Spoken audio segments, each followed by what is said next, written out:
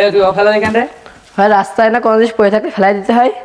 ওরে বাবা, দেখিস নামাজ নাই কালাম নাই, বড় হুজুর সেজিছে। ও ফেলাইছে তোর সমস্যা কেটে? হ্যাঁ আসলে ভাই তুই কোন জায়গায় যাওয়ার কায়দা নেই, তোরা সব জায়গায় গন্ডগোল করিস। আসসালামু আলাইকুম ওয়া রাহমাতুল্লাহি ওয়া বারাকাতুহু। ওয়ালাইকুম আসসালাম ওয়া রাহমাতুল্লাহি ওয়া বারাকাতুহু।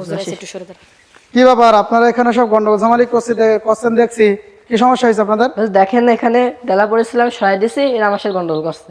কেন? এটা তো ঠিক না, এ তো ভালো কাজ করেছে। রাস্তা থেকে একটা ডেলা ফেলা দিয়েছে মানে একটা সওয়াবের কাজ করেছে, ভালো কাজ করেছে।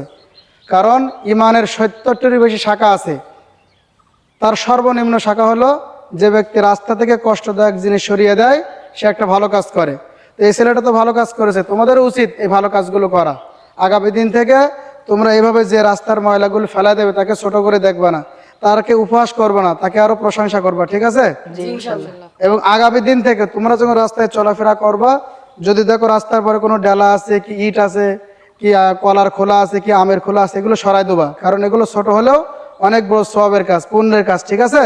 জি ঠিক আছে, তোমরা যাও, তোমাদের জন্য দোয়া রইলো। তোমরা তোমাদের কাজে যাও, আমি আমার কাজে যাই। জি ঠিক আছে, আমি ভালো কাজ করছিলাম, তোমার সাথে করলি।